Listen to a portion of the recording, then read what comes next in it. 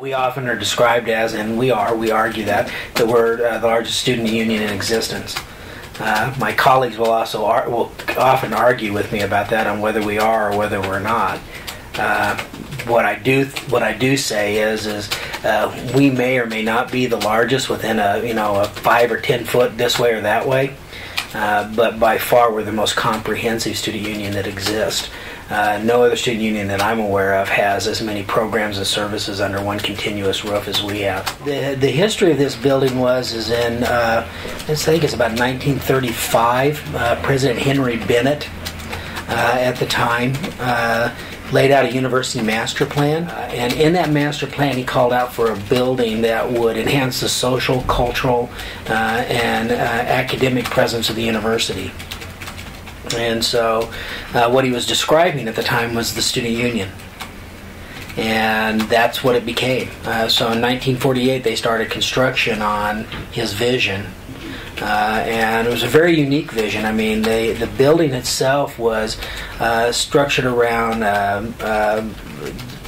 programs and services that students needed to have in order for them to be successful on campus, but they also used the physical structure itself, or the physical building itself, to enhance their academic experience. They had all of these lounges in the building, the Chinese lounge, the French lounge, the modern lounge. At the time, students didn't travel like they do today.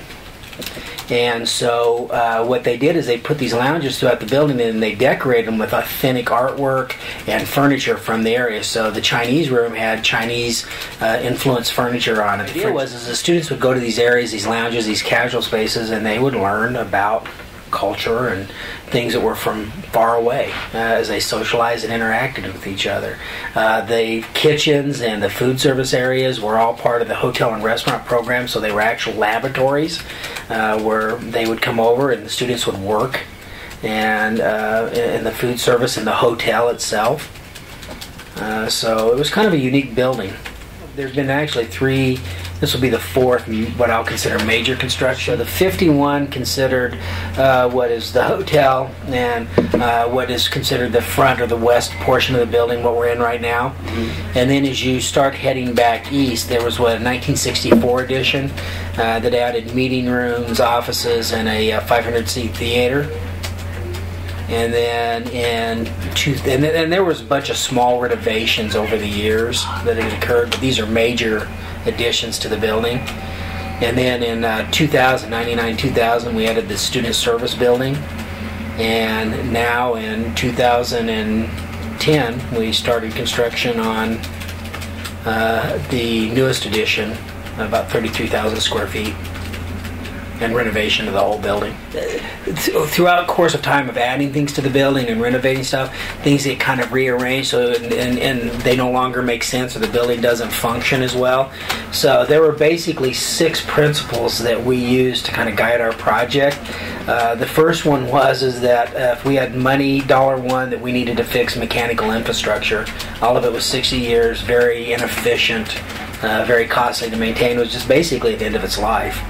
And then the second one is that we are an auxiliary, a business enterprise, so we wanted to improve our business enterprises, which is our bookstore, food service operations, retail enterprises.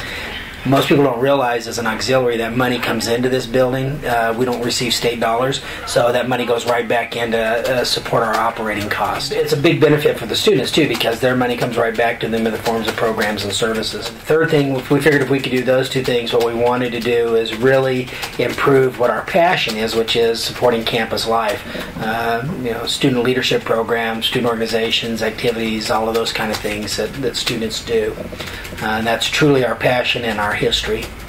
The fourth thing that we did that, we wanted to fix how people navigated the building, and fifth thing on how the building actually looked. It was kind of antiquated. It was like walking through time, 60s, 70s, 80s, how to get that kind of unifying look. But we wanted to do all of those things, and our 6th priority was actually really our most important priority, is we wanted to do all of those things and then maintain the history and legacy of the building. So we were very careful and very thoughtful about how we laid the building out and what we did to it, because it has a really strong history and legacy for the campus. This building has a very unique life cycle. for students on campus. Every student thinking about going to OSU goes through our doors.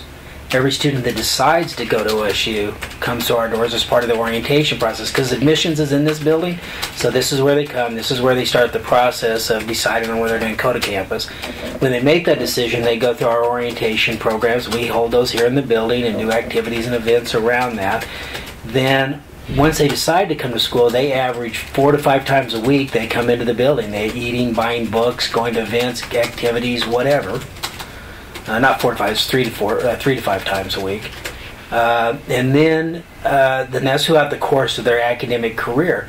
When they graduate, they go down to our bookstore, they buy their graduate announcements, they get their cap and gown, they go out on our west porch, they get a picture of our iconic building, and they graduate. And then from that day forward, as an alumni, they come back for game days, activities and events. Some of them will bring their family back and get married in our ballroom and activities. They get engaged on our west porch and various other areas in the building.